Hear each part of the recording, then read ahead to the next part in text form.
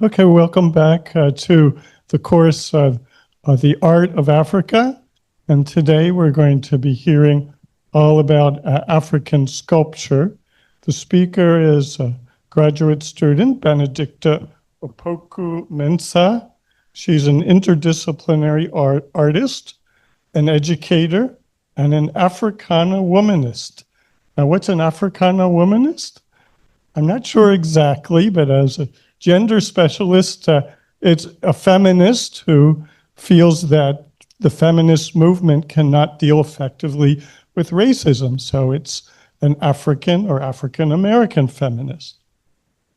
So she hails from Ghana, and she narrates her journey of self-discovery through performances, video, sculpture, hybrid objects, poems, and installations using themes of absurdity, hybridity, humor, and storytelling. Her art serves as a medium to confront the preconceived notions surrounding the self, identity, material sculpture, and gender stereotypes, aiming to question their prevailing status quo. Currently pursuing her Master's of Fine Arts in Sculpture at the University of Florida, she's exhibited her works in several galleries and museums, including the Maddie Kelly Gallery in Niceville, Florida, the Marian Art Center in St. Petersburg, and the historic Thomas Center and the Cotton Club Museum in Gainesville, and also the Wireglass Museum of Art in Dothan, Alabama. Benedicta?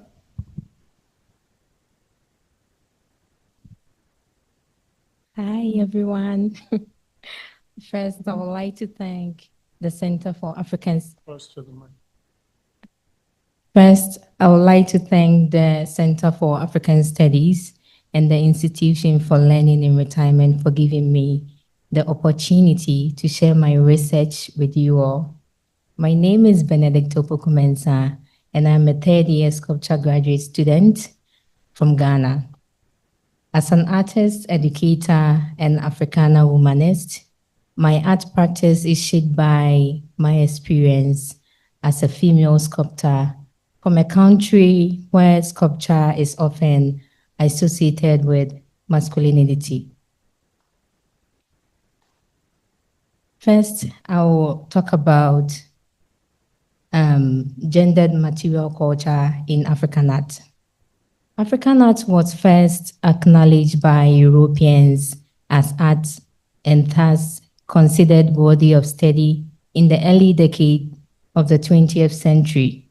However, until the late 1960s and the early 1970s, the Western view recognized only mask and figurative sculpture as true art, and these forms were typically made by men.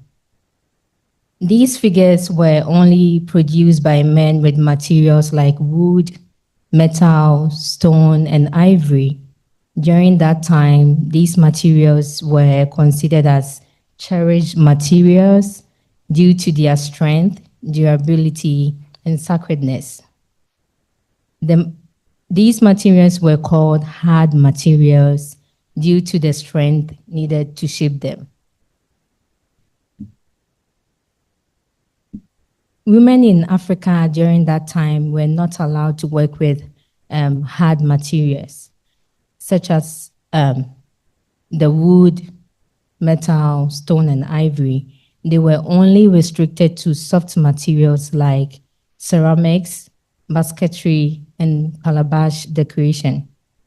Figurative sculptures created by men were publicized by being used for public ceremonies, while objects created by women were exchanged in kind to support the family. The European projection of their ideation of art onto African art emphasizes how colonialism and patriarchal systems have shaped African art history. This distorted view of African art history privileged men's work and left women's effort invisible. In the Senufo culture, which is the people of Côte d'Ivoire, Mali, and Burkina Faso in West Africa, men carve poro-related sculptures, but women played an equal vital role by determining their position based on spiritual guidance. In the Senufo belief, women are believed to possess a psychic power that enable them to communicate with the spirit. Women also play the role of supportive women and mothers by praising the spirit of the mask used by men in masquerade performances and also administering the medicine that protects the maskers from sorcery attacks. Despite this significant contribution, historically and scholarly accounts have largely focused on the male carvers, reinforcing a gendered hierarchy in art history.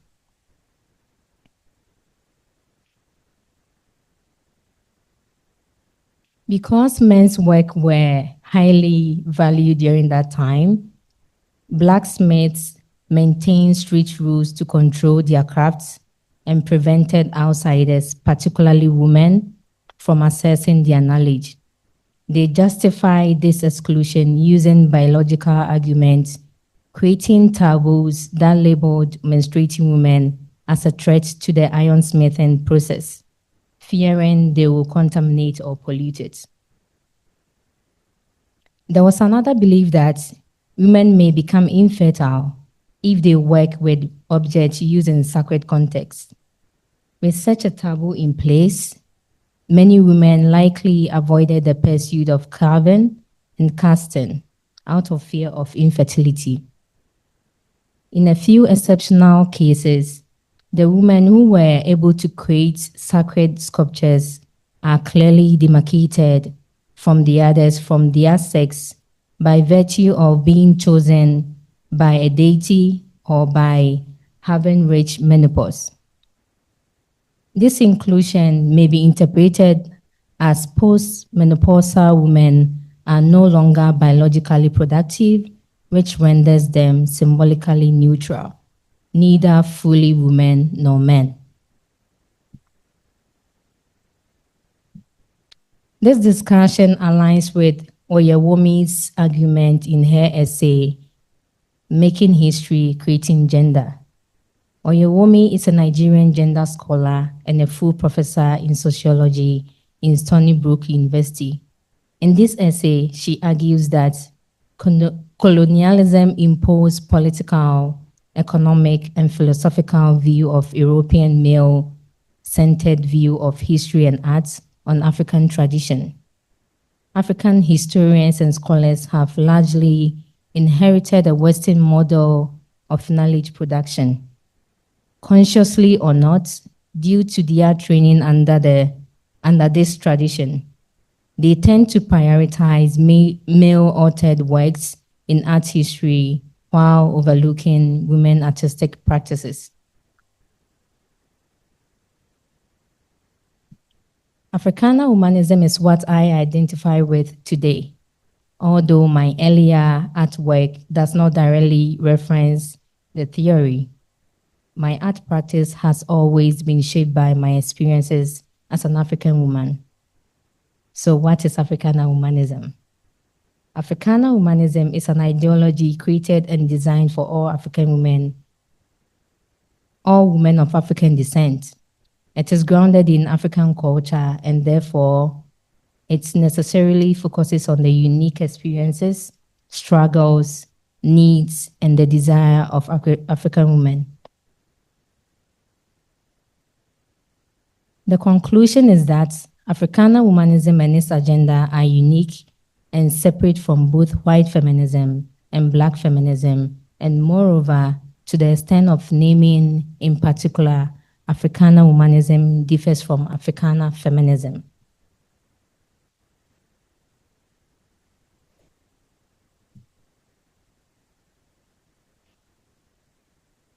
So why Africana humanism?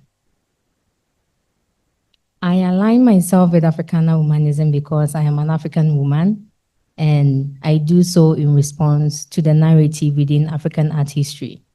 For instance, in the Benin culture, there were carvers and casters guilds whose primary recruitment was through divine selection. If divine selection determined who could become a member of a guild that was made up of men, then it raises critical questions. Was the divine will interpreted genuinely, or was it influenced by the existing patriarchal system that reinforced male dominance? This situation reflects Weems' argument that Africana woman does not see man as her primary enemy. Relating this to the Benin Kingdom from feminist perspective, the issue is not about seeing men as enemy, but rather investigating the system, cultural, religious, and spiritual, that may have been interpreted in ways that systematically excluded women. The focus then shifts from individual blame to systemic critique, questioning how the divine selection was mediated and who controls the narrative.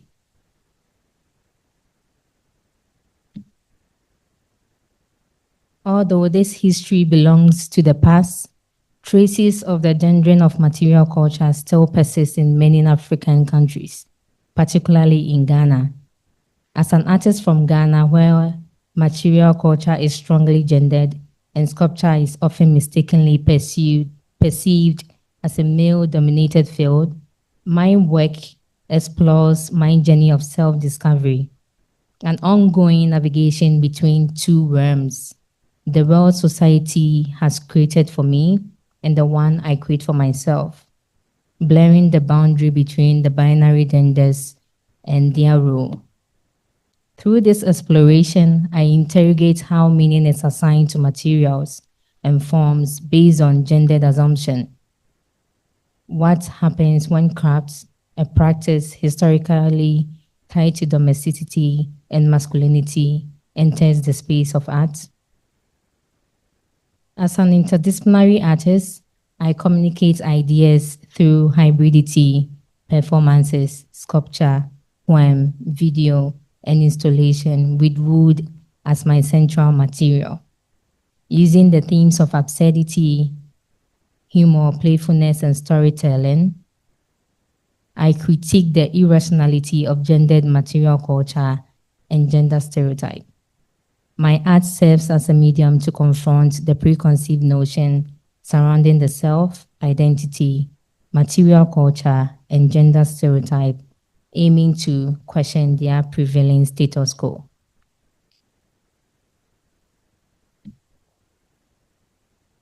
My artwork reflects my experience as a sculptor from Ghana.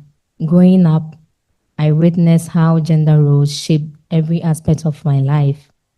Despite being one of few women in my undergraduate program, I am the only one who is unwaveringly committed to making sculptural artwork, particularly using materials such as wood and metal. How many of my peers pursued more socially accepted career. Rather than assigning blame, I acknowledge the challenges faced by my peer who opts for more conventional career path. Choosing a path less traveled means embarking on a career journey without the full support of society and at times even from one's own family and friends.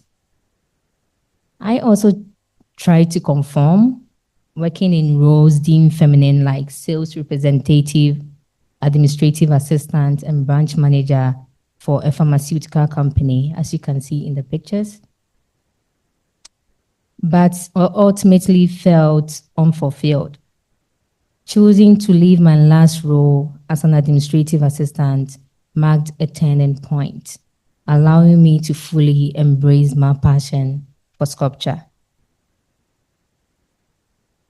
I'll start by talking about my hybrid objects. So on the left, which is my my left is In Between. In Between is an artistic representation of my struggle with societal expectation. The combination of a broom and a hammer, two objects traditionally connected to feminine and masculine respectively, produces a visual story of my inner struggle. A symbol of sculpture, the hammer reinforces the masculine connotative associated with my chosen profession in my society. On the other hand, the demands society places on women are symbolized by the broom, a tool of domesticity. This work hybridizes my identity as a female sculptor, stuck between conflicting societal expectation and my passion. Combining these different symbols is a statement on larger social norm that aim to limit and define people based on gender roles, as well as reflection of my own personal experiences. On the right is both.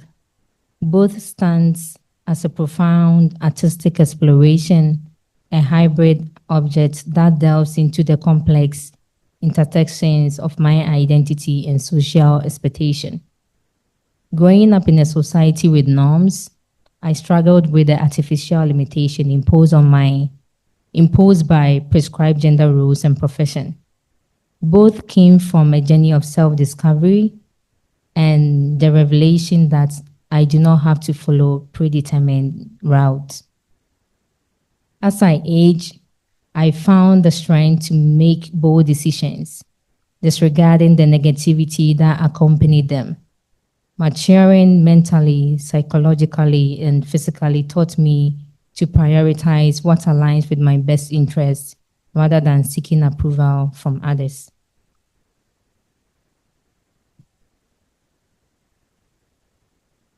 These are the key factors in my art practice. The first one is materiality, process, and the last one is craftsmanship. I'll start by talking about materiality. When professions are traditionally gendered, the materials linked to these professions often reflect the same biases. As a result, material selection becomes a crucial part of my practice, as each material carries its own inherent meaning and plays a key role in communicating my ideas effectively. The next one is process. The processes involved in working with certain materials are often shaped by stereotypes, and I take this into consideration when choosing materials for my work. For me, process itself is both a performance and an art form.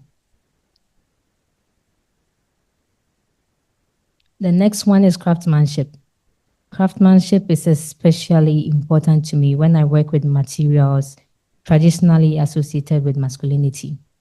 These materials have historically been utilized by men, and the skills involved are often attributed to them. As a female working with such materials, I prioritize ensuring that craftsmanship is of the highest quality.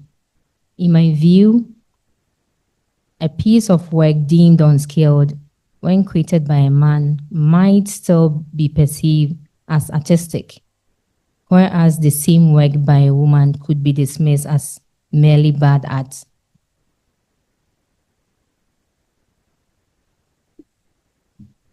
In her book, Africana Womanism, Reclaiming Ourselves, Clenora Hassan-Weems discusses the agenda of African Womanists, which is the chapter 4 of this book. A framework that deeply resonates with my art practice. I will highlight a few of these key principles and explain how they manifest within my artworks. The first agenda is self-namer, and I quote, "Needless to say, she is her own person, operating according to the forces in her life, and thus her name must reflect the authenticity of her activity not that of another culture. In this same spirit, as an Afrikaner womanist, I choose to define and name myself as a sculptor rather than accepting the label craftsperson, often suggested by Europeans to Africans.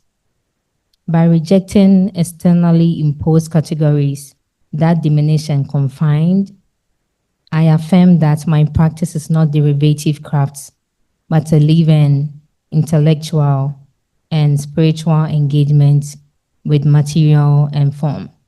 Naming myself on my own terms becomes an act of resistance, autonomy, reclamation, and reaffirmation of my right to define what my art is and who I am within it. The next agenda is self-definer.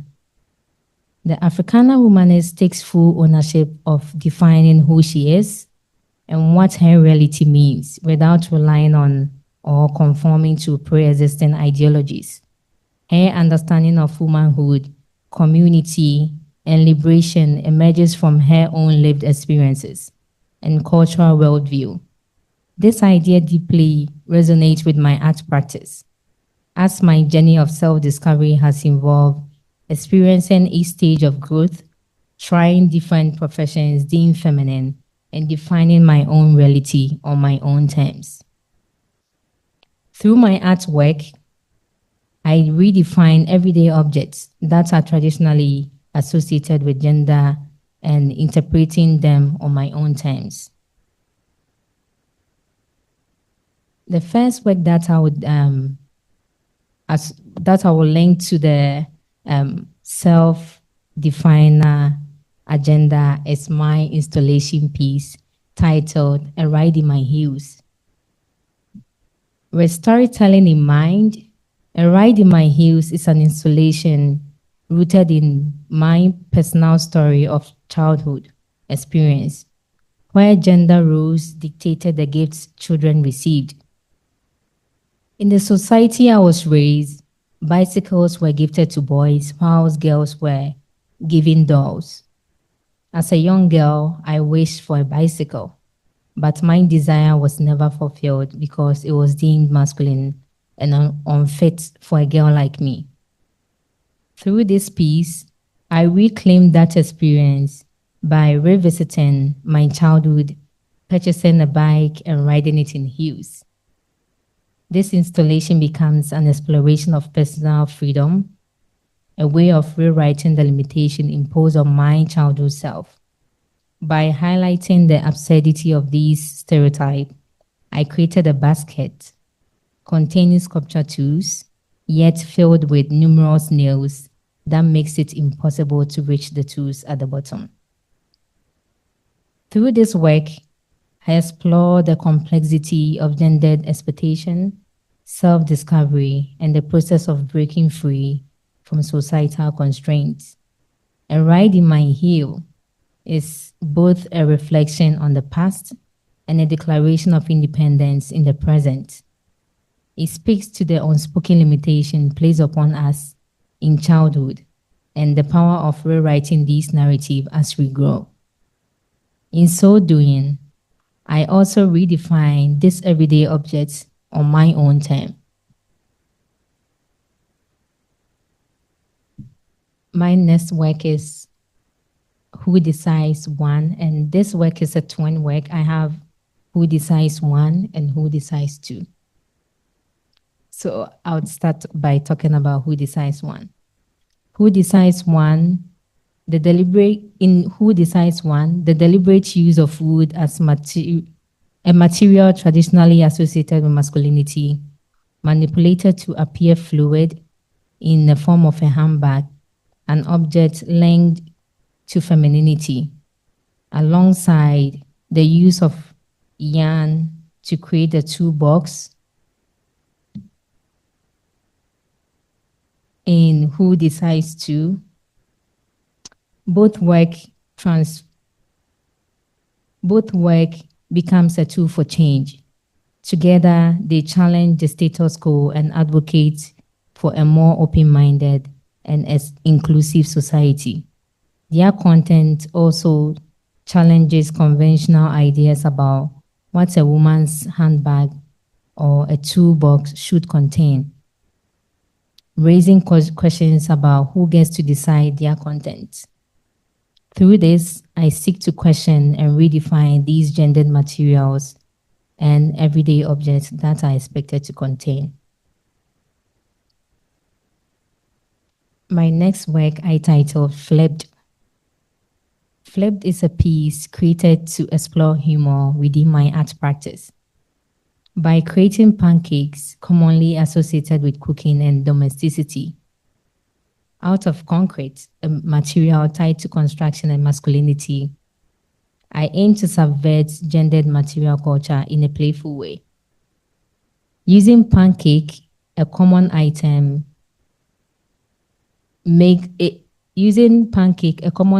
helps make the work accessible and relatable to a broad audience. This work also seeks to redefine this gendered material in an absurd way.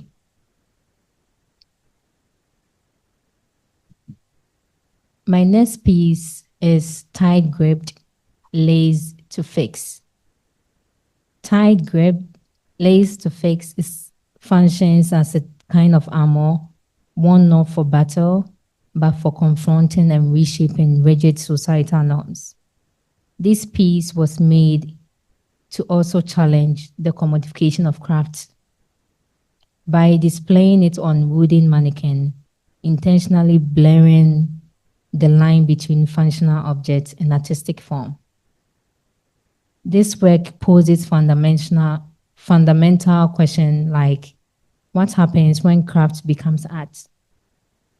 Does the shift begin to unravel the gendered associations tied to craft itself? Through this work, I seek to redefine the possibility of what craft can be.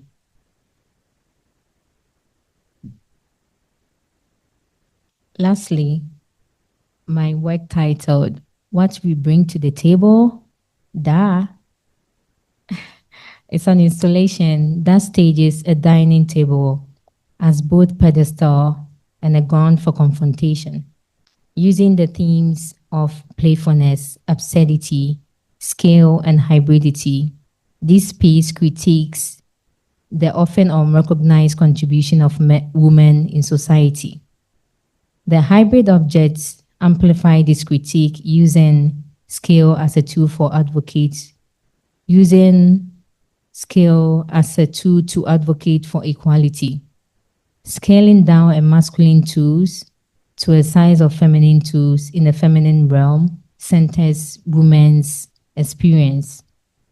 By so doing, this piece subverts the hierarchy in the world and how women's contribution in the society are often overlooked.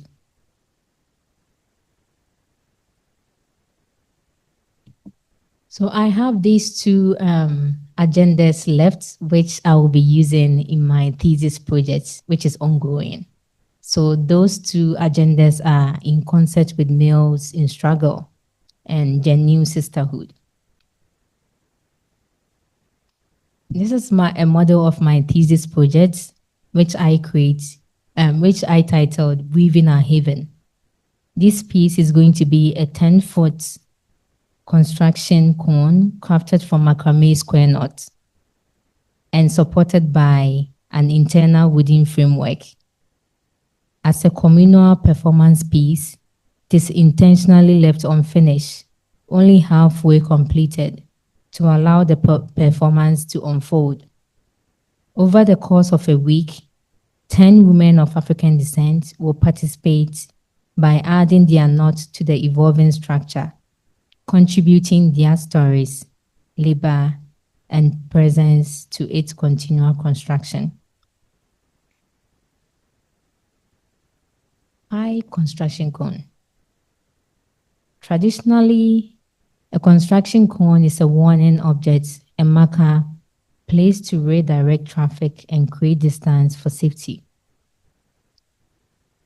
In this performance, however, the cone is transformed.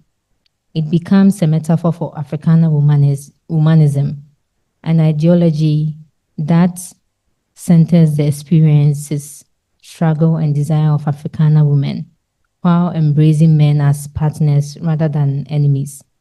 Here, the cone no longer excludes, instead, it welcomes. It invites African women to contribute their story, to step inside, to belong, and to build together. Why Norton?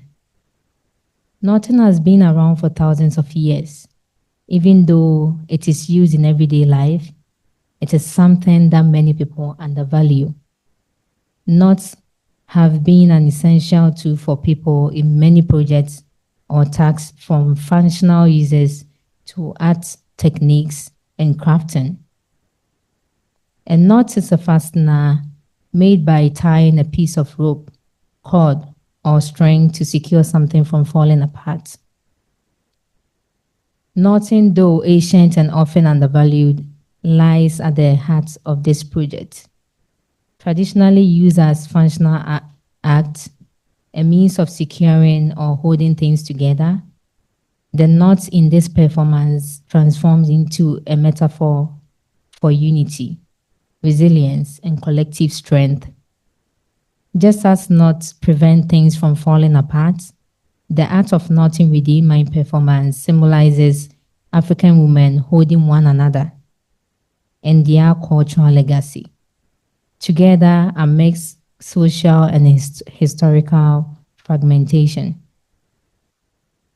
By reclaiming an everyday object, often overlooked gesture, and elevating it to a communal art form, the performance honors the unseen labor of women and redefines knotting as both a tool for creation and preservation. It becomes a virtual and performative language of Afrikaner humanism, one that ties community, memory, and solidarity into form.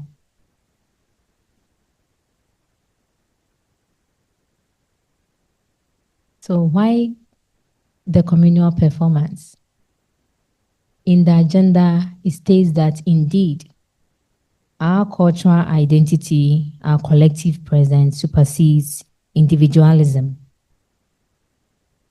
The choice to create a communal performance aligns deeply with the Afrikaner womanist belief that our cultural identity and collective presence supersede individualism. In Afrikaner humanism, identity is never formed in isolation. It emerges through shared experiences, collaboration, and the strength of community. By inviting multiple African women to participate in the performance, knotting together and contributing to a single evolving structure, the work transforms into a living reflection of this philosophy. Each woman's knot represents her story, strength, and presence, yet the true power of the piece lies in their collective effort. Just as Breams asserts that Afrikaner womanism defines herself through her community, this performance resists the Western notion of the solitary artist genius. Instead, it celebrates communal authorship, the idea that creativity, healing, and empowerment are most potent when shared. So how am I using this agenda in my thesis project? Black women have always stood alongside Black men in the shared struggle for liberation. How the agenda relates this unity to slavery and racial struggle, I connect it to the experience of colonialism. During colonial rule, both Black women and men endured oppression, displacement, and cultural erasure. Their survival depended on collective resistance and mutual strength. Therefore, as Weems asks, is it sane then for people to drop that long existing struggle for another, even though their goals have yet to be we realized? The answer is clearly no. It will be unreasonable to abandon the collective struggle for freedom and equality for an isolated one, especially when the larger goals of decolonization and true liberation remains unfinished. This shared struggle is visually represented in my thesis project. Through the use of wooden structure, serving as a foundation of work grounded in Africana humanism, by integrating wood within a woven communal form, the piece acknowledges the interdependence between men and women in the ongoing fight for liberation and cultural reconstruction. How am I using genuine sisterhood? This idea of genuine sisterhood directly manifests in the performance piece. The act of women coming together to build the cone through Norton reflects an unbreakable bond, one grounded not in hierarchy or competition, but in reciprocity and communal care. Each woman gives and receives equally. She learns from others, teaches in return, and contributes her strength and story to the shared structure. Thank you.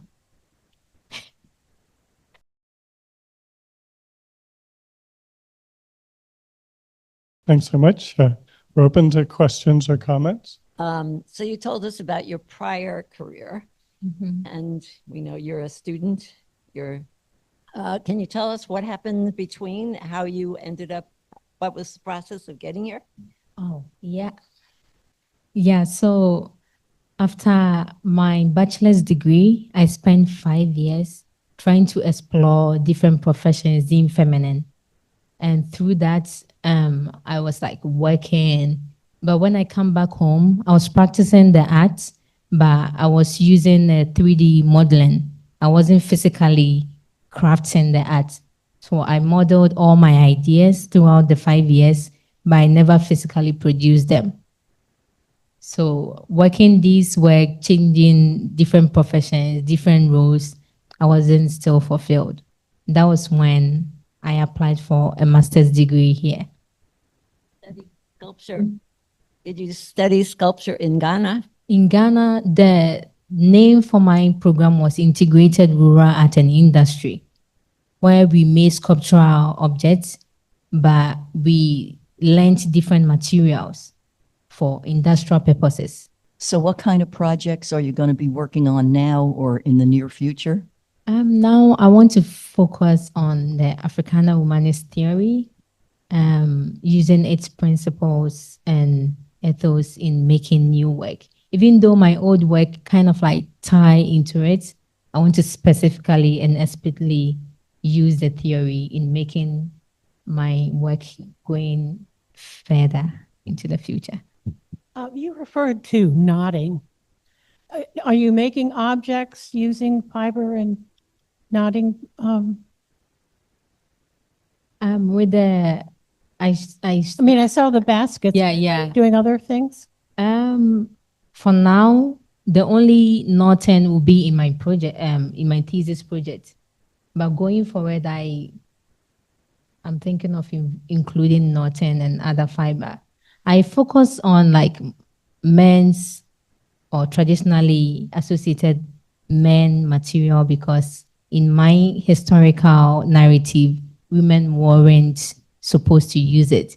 So when I got here, my main focus was to use those materials to prove myself, even though I have the knowledge and skills to also work with feminine materials. So you're using male materials to produce feminine objects? Yeah. So going forward, I want to include feminine stuff. I've had a lot of questions as to why I've not used ceramics yet. And I'm like, we were using ceramics in the past, so it's no news. But I would love to also use traditionally associated feminine materials as well. Thank you. Other comments? I had a question about where the artwork that you're doing, the sculpture that you're doing, is relevant. That clearly you are responding to societal forces in Africa. Yeah. How does that translate when you share your sculpture in the U.S.? What are you trying to achieve here?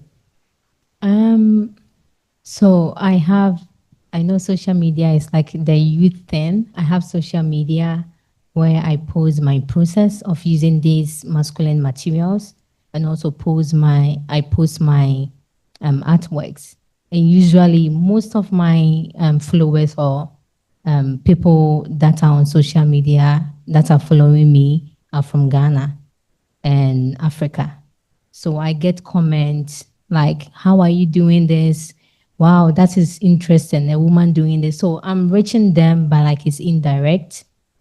The bigger plan is to establish myself and then create a foundation for African women to also excel. So the bigger picture is creating exchange programs, trying to help people back home. That is the bigger picture. But for now, I want to focus on developing myself, getting that influence to accomplish that. Thank you. Other comments or questions? So let's all thank Benedicta for this wonderful presentation. Thank you for having me.